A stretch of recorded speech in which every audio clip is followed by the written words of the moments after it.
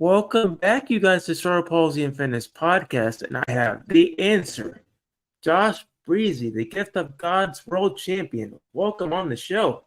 Hey man, what's going on, Dave?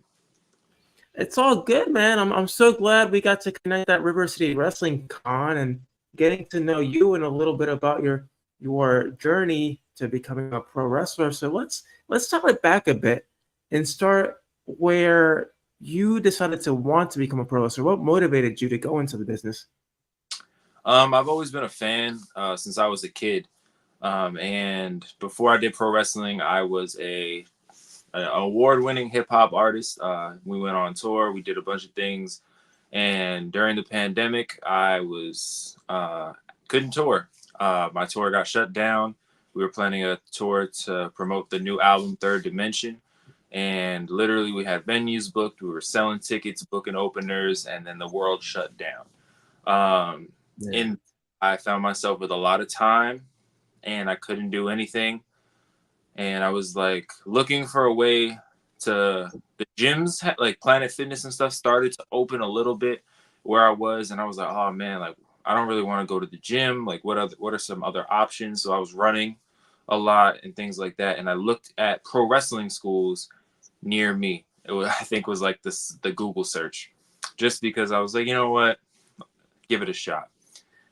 So I applied for the Nightmare Factory. I never heard back, and then I reached out to Firestar Pro in North Carolina, and they invited me down to they're starting their training. Like I think it was like a week from when they called me back.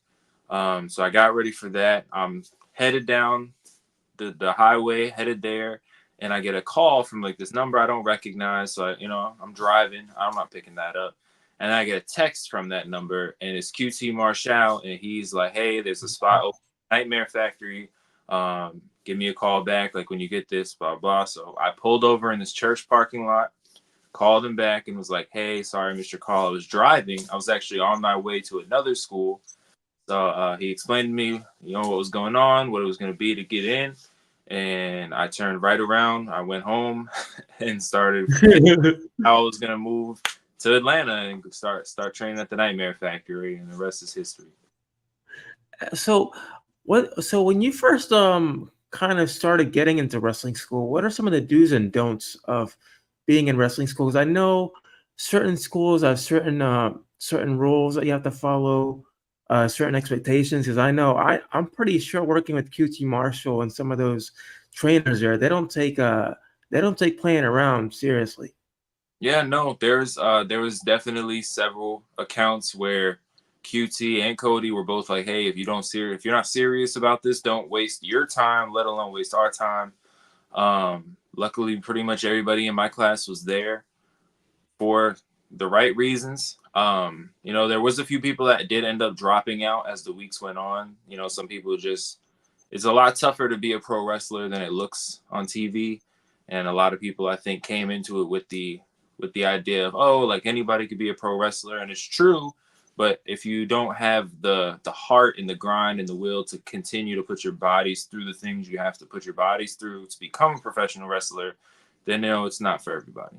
So there's definitely the do's and don'ts. One of the biggest things that I took away from me, from Cody, was treat everybody like they're The Rock.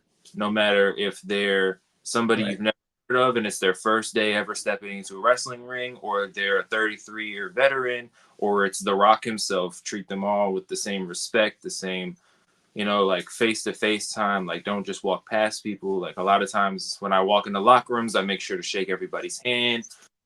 Treat everybody like they're The Rock. So that's the number one thing I would say that I took away from that. I mean, it's like this one story I've heard is treat the janitor like as if they were the CEO of a company. They're just human, just like everybody else. Yeah, and you never know when that janitor is going to become the CEO. So, and they'll eventually be working for you. Yeah, exactly. So what did you so when it came to like pro wrestling, did your family find it indifferent for you getting into it, or were you with your significant other and you kind of talked to her about it and you're like, I want to be a pro wrestler, and they're like, I don't think this is a good idea. You're gonna get hurt. So it's funny. That's a great question. Nobody's ever asked me that question. When I decided to stop doing music and become a professional wrestler, my father, who I no longer talk to, we've always had a strange relationship my whole life.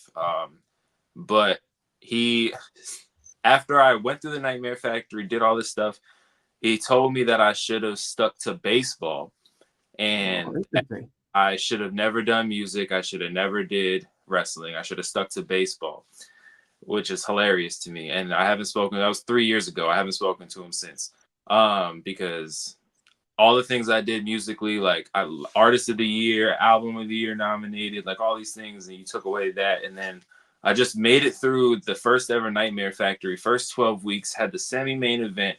I had people from AEW there and the fans popping for like my match. So it's like you Wow. can't just tell me that I should have stuck to baseball, bro. So he wasn't the biggest fan. At the time when I started wrestling, I wasn't talking to my mom either, but she's a big fan now, and we're back on better Wow, terms. that's awesome. Great. My girlfriend at the time when I started wrestling was not my girlfriend at all by the time I got back from the 12 weeks. Uh, Oof. yeah, it was Oh, just a lot of people kind of just jumped off the Josh Breezzy wagon, oh, man. but I kept through and I met a lot of good people, and I don't regret any of it. I actually just did Good. the Raleigh, a paper in Raleigh, and I talked about how everybody that I lost like was for a reason. Like I wouldn't have met my wife if I didn't lose all these people on the way. Um, and a famous quote I love to live by, Joe Budden. If you're not there for the ride, don't be there when I park. It's one of my. I've said it since I heard him say it. So it's just sometimes the ride isn't going to be the smoothest. You gotta grind through those bumps. You gotta go through those wrong turns and things like that. And just as long as you make it all the way through, that's all that matters. So where did the moniker or your catchphrase, the answer, come from? I don't really remember. Obviously, like Allen Iverson was the answer in the NBA. I get that a lot, but it wasn't from him. I wasn't never the biggest Allen Iverson fan. Big Kobe Bryant fan. The answer, it was just like I think I was watching. I don't know if it was like a Bret Hart interview or something, but some like Bret Hart always says, the best there is, the best there was, the best there ever will be. And I feel like a lot of people are always asking the question, like, oh, who's the best wrestler? Who's the best technical wrestler? Who's the best this, the best that? And one day I was just sitting in my studio and I was like, man, no matter how many times the question changes, there's only one answer. And I was like, that's so great. That's like, you could ask me, oh, who's the best wrestler? The best technical wrestler? Who's the best this? The best Nightmare Factory? Like, it's always going to be Josh Breezzy, no matter how you phrase the question. So that's kind of where that came from. And then from what I saw at River City and learned from you is your influence to wrestling is partly due to the Hardys, and and from what I saw on your Instagram, I was peeping a little bit. You're a Jeff Hardy figure collector, aren't you? Yeah, my background, I'm in my figure room right now. Doubles as my office. Has Jeff Hardy seen the collection? I don't know if Jeff has. Matt has. Me and Matt talked about it a little bit. Matt Cardona was just here, did a little vlog about it. So the plan is to get them here. Matt was asking where in Florida I lived because they were already down here for the con. Unfortunately, I was south of where they were, so they weren't driving by. But he's definitely. I think by the end of the year we'll probably get the whole Hardy family to come see all this. So that'll be pretty dope. Oh, that is so neat, especially because the kids are involved too, and they get to kind of see, hey, look, it's Uncle Jeff Right. and Dad, right on the wall of somebody's house that we don't really know, but we'll get to know his family. Right. Maybe I'll be Tio Josh. Tio Josh. Right, Josh, yeah, right. Get into the mix. Right. So you mentioned artistry. Though, does the art resonate with your music? Is that where the art comes from? Yeah. I mean, I dabble in art. Um, I like to paint. Like a lot of people say, like, oh, like your face paint is so Jeff Hardy, blah blah. But there's so many people that I see that literally will take a Jeff Hardy old face paint picture and like copy and paste it on their face. That'll never be me. There might be some that look similar. But it's literally, you could ask anybody that's ever shared a locker room with me. You could watch my TikToks. I literally sit there, look in the thing. I'm like, all right, what are we gonna do? What color am I wearing? All right, let's go. And I just go to work. I do draw and stuff like that as well. I haven't done it in a while, just there's not enough time in the day. But yeah, What's the influence behind your art? my art is like my music. Like, what's the like your influence? Like for doing art, is there somebody you're influenced by your artwork, or is it just something you look at and you're like, I want to model it towards this and make it my own, you know? As far as the music goes, is I would say my biggest influence is probably Eminem. I'm probably gonna get killed for saying that because I've tried Oh, to. Eminem's great. Eminem is awesome. I still like him to this day. Hey, I love Eminem, but everybody said like always killed me for sounding like him, and I always fought the good fight to not sound like him. But just from just from beat selection to song creation, a lot comes from Eminem, but also other artists like wow, drawing a blank, Chris Brown, Joyner Lucas, Joe Budden, like I said before. Like a lot of these people, I would see the way they put songs together and just kind of craft it in my own vision. A lot. I did a whole album that was really Kanye inspired, just to kind of play with my voice a little bit, and I was using different effects.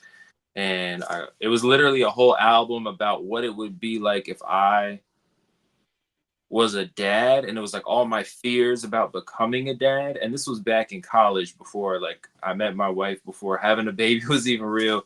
And like there's all these songs there that like today, listening to it, being a dad, it's like, man, I wow, it's crazy. Like just the ability that I had to kind of put myself in that character and Right. that character was just insane to me. And I don't think I pulled off the album as great in actuality as I would have liked. My Third Dimension album is light years beyond that album. I had the pleasure of working with a lot of big producers, a lot of songwriters. Mr. Porter from D12 is Wow. It's uh, awesome. just it was started out as being um, like the skits and stuff kind of tie everything together as being this story where I got my family in this spaceship, and we're traveling through time, and we're going through like the different eras of music. And it was supposed to start off with like the old like boom bap hip hop era, and then kind of go into like that mid 2000s sound into what it is today, or at the time in 2020, and then kind of end off with where I want it to be in the future. And somewhere along the line, just in creating and like leaving a lot of stuff on the cutting room floor, it just didn't exactly pan out that way. But the songs that came from it are my best work. Um, and I still feel like I got to kind of still tell that same story, because I do a lot of different genres on there. There's a song on there called Numb, and it's like a very not trap. It's more of like a Juice World kind of sound, and that's not at all how I make music.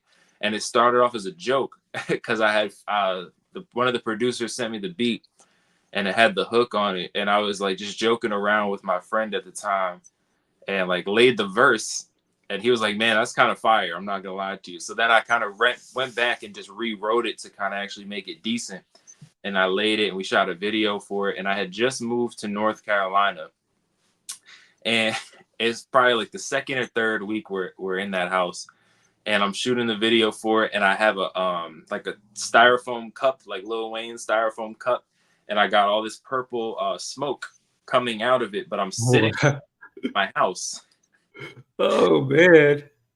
and there's all this purple smoke coming, and like all the neighbors are coming outside looking at like, what is going on here? Like I just moved here, nobody knows who I am. It's Oh man. We shot that all. It was all like on iPhones, low budget, and it came out pretty dope. I actually have my daughter watching all my old music videos, Oh, that is so cool. and she was just like glued to the TV. And like it's like 4 or 5 years ago, so like I was a lot younger, and she's like looking at it like she kind of knows it's me, but she's not sure. And then the Numb video plays, and there's this part where I was like making fun of like the trap mumble rappers, and it's like an Instagram live that it cuts to, and I'm like talking blah blah, and my daughter turns and looks at me like, who is this, Dad? Because this ain't the dad I know. Funniest like look on her face, and like she don't talk a lot yet, so like she couldn't say it verbally, but she definitely said it with that look, and I was like, dang. But it was a good time, man. I get the itch to make music every now and again. I just, like I said, just trying to focus on the wrestling right now, and just there's not there. My wife will tell me there is enough time in the day, but there's really not. I know it's like like I said, you grind and then you're pretty much traveling on the road, going back and forth and making sure you make time for your family, which is most important. For you as far as like going back to music, like you said you make music, but when it comes to theme songs, what artist would you like to have your theme song made by? Would you like somebody to make it for you, or would you make your own just like Jeff does with his? Um, so my thing is I've never found a good hip hop theme song for wrestling. Um, Obviously Swerve Strickland has a fire one. There's like the oddballs that do happen. I don't think I would be capable of making a theme song for myself. I have tried, but every theme song that I want like just involves a lot of instrumentation, and I can only play the piano a little bit. Um, so I actually really want to connect with Mikey Ruckus to make a theme song. The guy who does, Oh yeah, AEW. He does the AEW themes. yeah. So I really want to get with him. I know a while ago, I think during the pandemic, he was like doing indie theme songs for some people.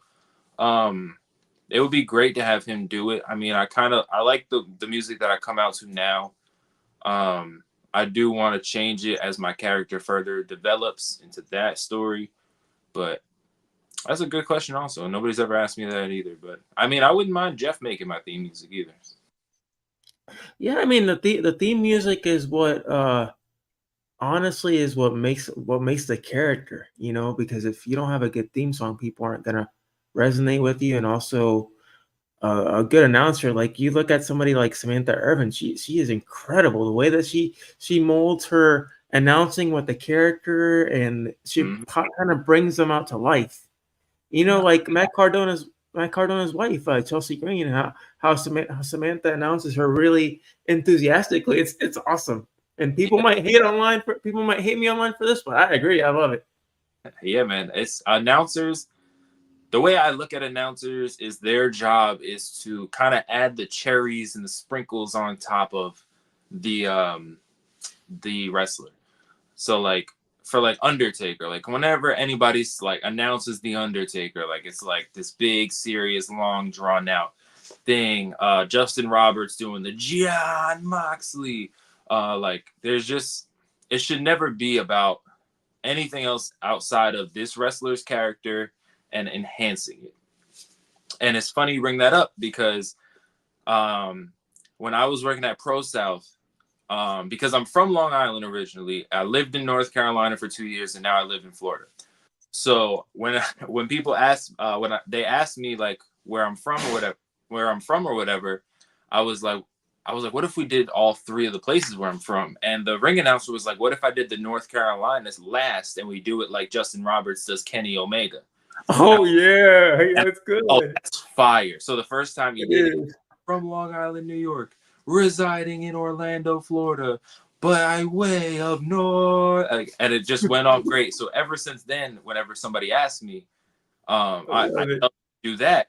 And recently, I had an announcer say, "Yeah, no, I'm not going to do it like that. I'm going to do it my way. I have a character, What? my gimmick, blah blah. Like this is how I'm going to do it." And I was like, "Huh? Like, wait." I was really in the locker room talking to the guys over the match, and I was like, "I'm sorry. Yeah. That just really not only did it rub me the wrong way, but it just threw me off because I was like, what do you mean you have a gimmick?" I was like, you're the ring announcer. How do you have like? Why are you trying to get yourself over? Like, Right. it should be about getting the guys that are in there risking their lives over. So I that really mean, the You got to wrong. think of it this way too, is you being the announcer, by you doing that, people are going to look at you too. There's going to be a set of eyes looking at you too. They're going to be like, man, this guy's a really good announcer because he goes above and beyond to make these Yeah, wrestlers look good. You know, you exactly. got to think of it. It goes both ways. Yeah, It's a win-win for both of you. and then when you have people that every single time they see me wrestle, it's announced this way. Part of my entrance is built around being announced this way, and then you announce it different. The people that follow me are gonna be like, "Wait, what? What was that? What happened there?" So it just really mind boggled me. Outside of that, I've never had it not be done the way I asked to be done. So yeah, Yeah, it's one of those things that it takes a while, and all the hard work and the dedication, and just just letting people know that you're there and that you are really committed to your craft, and you seem like it, like you really care about, and you like what you do, especially with the music as well. As far as the encompassing the wrestling and the music aspect, where do you see yourself in the next few years? Do you speaking about that actually? As far as opponents in the ring, do you ever see yourself either facing Matt and Jeff in a match, or do you see yourself tag teaming with them in a certain show? I'm open to both, obviously. I would love to wrestle them. I would love to wrestle with them. I think I've tried to push for it. For if you remember when Matt was doing the version one, he had Shannon Morris as Matitude follower. I think it would be the most perfect story in the world for me to be the new Matitude follower, just because there is so much, like, I don't want to sound like this, but like people if they don't know me for the being a wrestler, or they don't know me for my music, like they know me for being the Kobe Bryant of Hardy Boys figure collecting.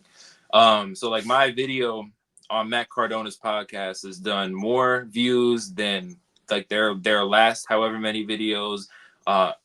Based off the way what I can see, it's doing better than their interview with Cody Rhodes, and Cody Rhodes is the WWE World Champion.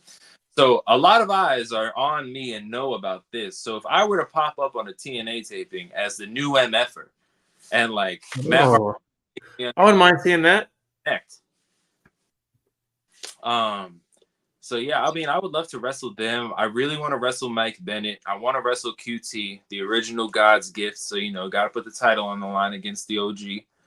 Yeah, I want to wrestle Carly Bravo because he knocked my tooth out, and I need to get my lick back. do it. Yeah.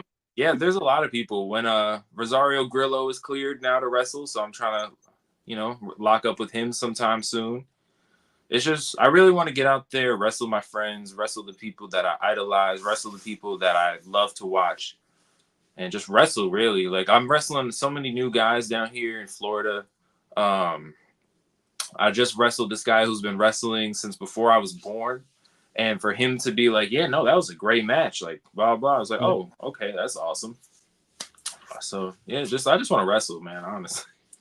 That's the one thing too about wrestling, is you got to learn how to take criticism and learn how to improve yourself every day, whether it's being a wrestler, your character, or even your personality. Because there's some wrestlers that at the beginning of their careers they were awful as far as like personality wise, but then as that they started coming up, they started really maturing and being more respectful.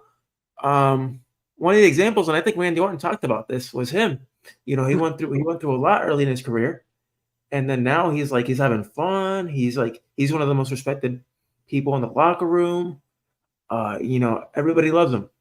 Yeah, that's definitely a lot of it. A lot of it is you have to remember that without the fans, there's no reason for you, and Mhm. not much for you to do without the fans. So that's why like sometimes it's hard for me to hold conversations in person with people and things like that, but I always try to treat them how I would want to be treated. Um, I always take time to take pictures with the fans before the show, during intermission, after the show. Take pictures, high fives, all that good stuff, sign things. Um, I no matter where I go, I want to be a fan favorite. And so far, the way that I've been working I just wrestled for Guardians Legacy a few weeks ago, and literally was like they've never seen me before, and by the end of my match, they were booing the whole building because I lost because they were my fans. Man. And then they were like, I couldn't make their last show that they had, and like the fans were like, oh, I hope he's at the next one, blah blah, and I'm gonna be there next weekend. So hopefully that's gonna be another dope show. But everywhere I go, whenever I seem to become a fan favorite after a little bit. So there was a wrestling show I wrestled in Newton, Georgia, and it was my first time there. I think I lost. I did lose. He cheated. He put his feet on the ropes to pin me because he couldn't beat me like a man. And then I I literally limped from the ring, selling the knee to my merch table. And it was What? Yo, that's crazy. from my match in the intermission. And I get to my I'm walking to my table, and one of the staff, the event staff, is like, hey, are you going to your table right now? Because like there's a line. I was like, huh? I was like, yeah, I'm coming. So that I get there, and there's a 15-minute intermission, and I was moving as fast as I could through this line, but they had to extend the intermission to 20 minutes because it took me 18 minutes to get through my line. Wow. And that was the first time they ever saw me. And like the intermission was over. I went to the back. I walked outside behind the locker room, out of the locker room, out the back door. I called my wife and I was like, you will never believe what just happened. I was like, we were out there for like 18, 20 minutes. This is the most money I ever made. Like, I don't even know how to like respond to this. I think I even texted Matt Cardona and was like, thanks for the merch tips. Like, look at this. This is the most. It was insane. So it's like it really being just a good person, and I feel like the fans can tell when you're a good person, Yeah, and when you're ending to be a good guy. The Miami boys, they're another group of guys that they play heels most of the time, but like they're so good with the fans, and they're just they cheat or whatever to win sometimes, but like when it comes to the meet and greets and all that good stuff, they're always super nice to the fans and just genuinely good people. And I feel like that's how you connect with the fans truly. Like if you're not a good person behind the scenes, eventually, even if you pull the cover over their eyes for a little bit, eventually they're gonna figure it out. So. And you're not just a champion, the God's gift world champion. You're a champion of advocating for autism. How did that come about for you? For myself, so when I was able to get that diagnosis, it kind of just made my whole life make sense. So ever since then, I just feel like there's not enough people out there saying, hey, just because you're on the spectrum doesn't mean that you can't do something. So being able to do all the things that I've done in my career, from music, from baseball, from wrestling, it just really, I just want to be that person to like inspire the next generation, if that makes sense, because there's so many people, especially at the shows, even at River City Wrestling Con, parents were coming up to me like, oh, like my daughter's on the spectrum, my son's on the spectrum. Different shows excuse me, different shows that I've done, like they come up and they're just like always like, man, I wish there was more people like you out there just doing it and blah blah. And I'm like, yeah, like that's why I'm here though. And recently I think Will Ospreay came out as being on the spectrum, which is I had no idea. Really? Yeah. Wow. And I know he's dyslexic, but I'm pretty sure he came out he came out he came out and said that he was on the spectrum as well. And like that's great and I'm happy, but it kind of sucks because he's one of the best wrestlers in the world. So like now he's like the best wrestler with autism. So like there goes me being there goes the opportunity. Capitalize on it. But hey, I mean, you doing your thing is the most important thing. Is you're doing yourself. You're connecting with the fans. You're connecting with everybody around you, and you're really building this community and making it better for everybody and more inclusive. What are some ways that you're making it inclusive? How are you getting involved? Like, how do you get involved? I try to do a lot of just like, so through my job, we do a lot of outreach and we do a lot of stuff in the community. I'm the marketing outreach coordinator, and I try to not only involve myself, but I try to sign us up for things that, whether it's like walks or outings or things like that.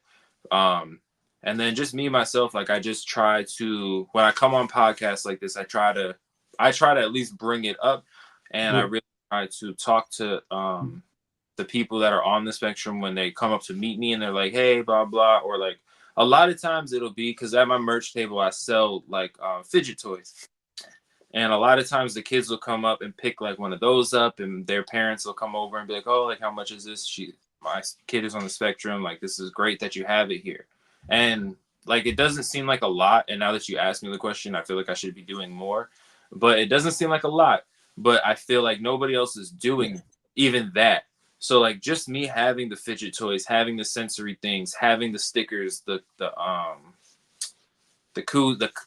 can koozies with my autism logo on it, like just things like that, bringing it like, hey, wow, you're on the spectrum, like that's crazy, like okay, and it just kind of, it just gives the kids hope, I guess, because there's so many people that are gonna tell you, oh, you can never do that, you're autistic, or you can never do this.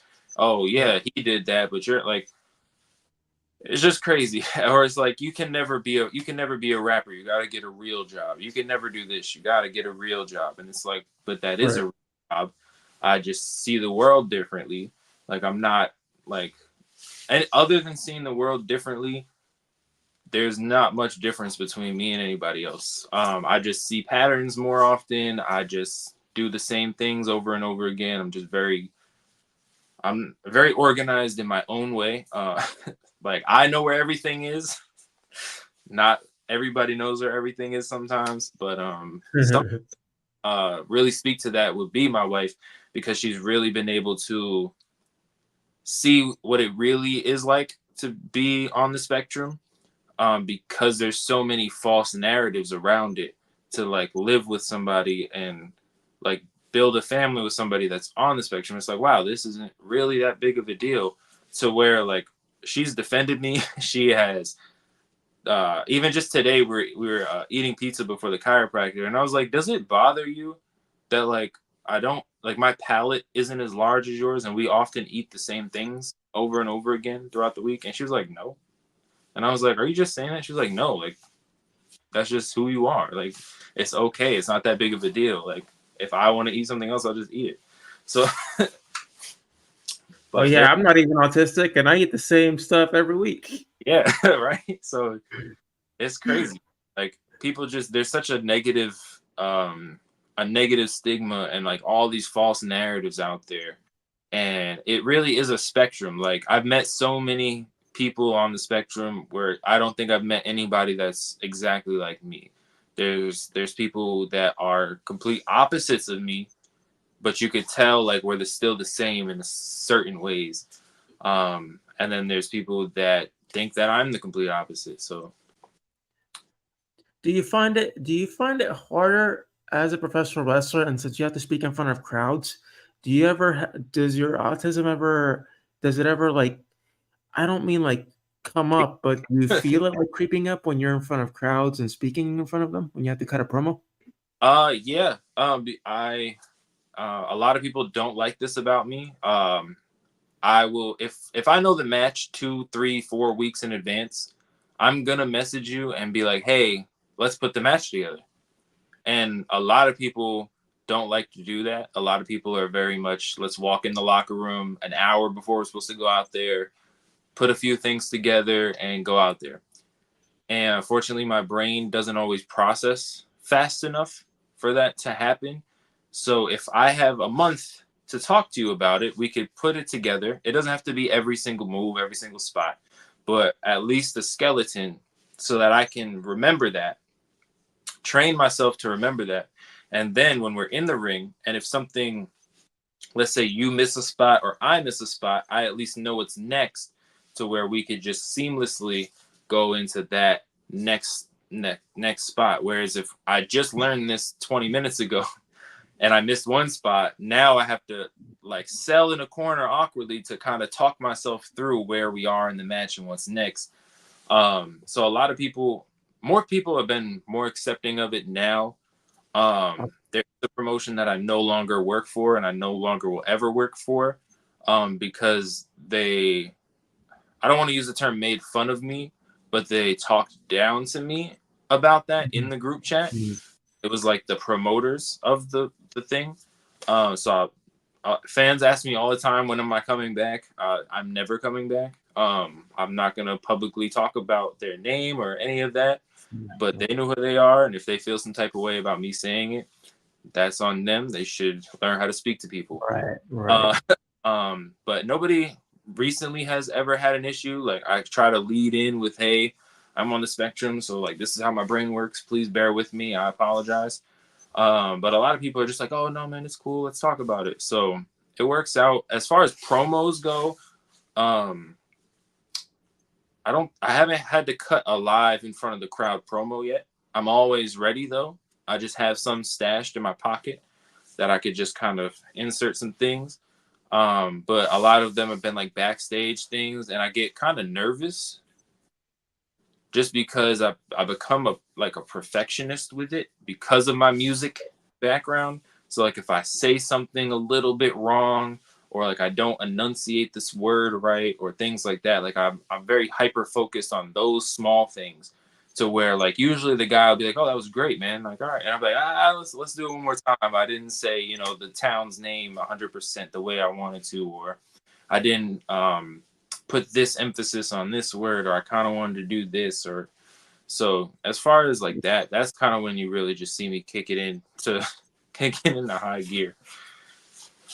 Hey man, that's the thing about wrestling is you have to be willing to improve every day, to improve on yourself. And obviously you're doing all the right things, the the messaging your opponent or whoever you're working with to kind of go over things. Uh Working on your promo if you feel like something's going off. That's another thing too, is something's not awry for you.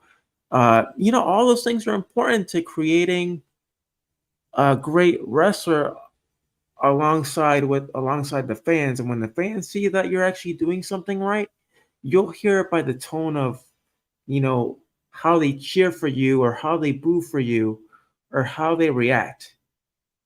Exactly.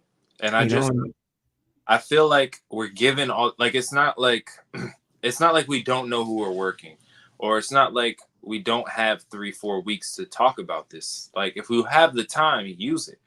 And like there's so many times where I'll talk about this one time. I think it was like one of my first matches out of the factory. We were in a tag match against All Star Special, and I was like, "Hey, let's go over the match. Let's go over the match." And they're both veterans. They're like, "No, don't worry. Just listen to us out there. You'll be good." We go out there and have the worst match ever in the history of matches, and like so bad to the point where I had spun one in the corner, man, gave him this chop, and he no sold it. what? Oh, dude. Oh No, man, it's I chop awful. him. He's bigger than me, Oh so he man, no sold it like, "Oh, I'm bigger than you." But the only thing he get said out to of me here. about chops in the locker room was, "If you chop me too hard, I'm gonna chop you harder." Yeah. So I chop him, and he just looks at me and no sells it. So I was just lost at what to do. So he spins me around, and then he chops me, and then he calls the spot.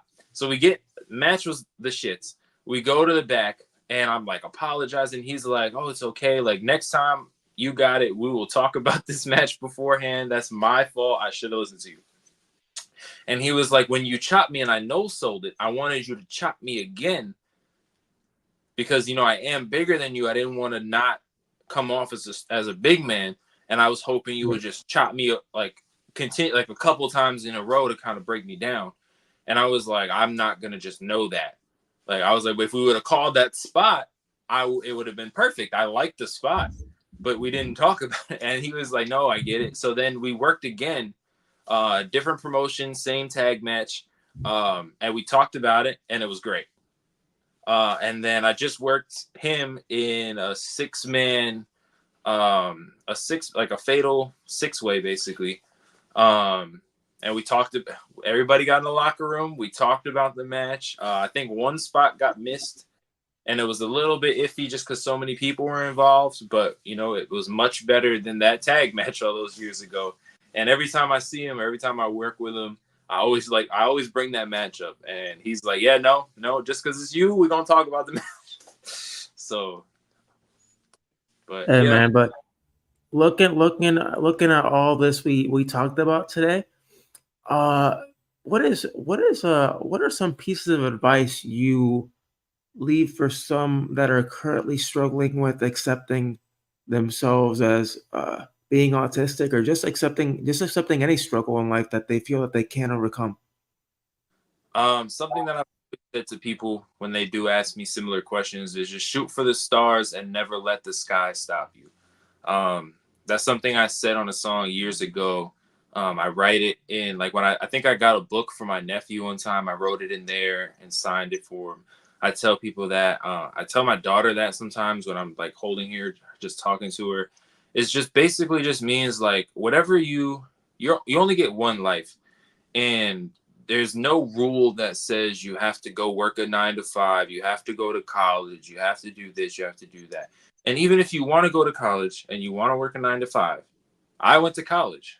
When my idea of going to college was to go for business because I need to work a 9 to 5. And one day I was really just struggling with the fact that I didn't want to go to school for business, and I was like in the hallway of my mom's house, like about to break down about it. And I was like, I don't want to go for business. I want to go for music. And she was like, so then go for music. And I was like, all right, I didn't know it was that easy. So it's just like, if I didn't do that and I just stuck to the norm of what everybody says, like I definitely wouldn't be where I am today. And it's just, no matter if like you're listening to this, whatever anybody says negatively about you, whatever, anytime somebody tells you that your dream is stupid or it doesn't make sense or you can't do it because, like, just let it, as hard as it's going to be, just let it go in one ear and go out the other, because so many people have told me that I'll never do anything. There's so many people that told me that I'll never make it out of Long Island, I'll never do this, I'll never do that, and here I am. I did everything that I've ever said, that I've done everything that 5-year-old me would be proud of today, to be like, wow, like you did it. Like, when I was 5, if I knew I was going to be a wrestler, I would be over the moon. When I was 5, if I knew I was going to be on a song with Eminem's best friend, I would be over the moon. If when I was 5, if I knew I was going to marry this beautiful woman and have a baby and a family and a house and meet Cody Rhodes and all this stuff, like Matt Cardone, Zack Ryder was at my house. Like, it's just so many. I can't wait for my 10-year high school reunion is next at the end of the month, and I just can't wait to go, just to see everybody that used to laugh at me when I was handing Yes. out my mixtapes in the hallways for $1, or when I couldn't really make a good song because I've only been doing this for a couple weeks, or all the people that said I'd never be good at baseball and I outlasted all of them, including the guy who was supposed to get drafted to the MLB. Yeah, I'm talking to you. um, like everybody, I just can't wait for everybody to be like in my face, like smiling. Oh my god, because they all follow me on Instagram and Twitter and stuff now. So like they Yeah. all know I'm out here doing the thing. So it's just like you just can't give up. Just to kind of circle back here and get back onto the question. You just can't give up. You just gotta always figure out a way to hustle, overcome, and survive. It's gonna be tough. It's not gonna be easy. It's going to be a little bit harder for you than anybody else, but it's possible. And as long as something is possible, there's a way. So you just gotta take your chances, take the risks. It's going to be a scary ride, but you just gotta buckle up and press the gas.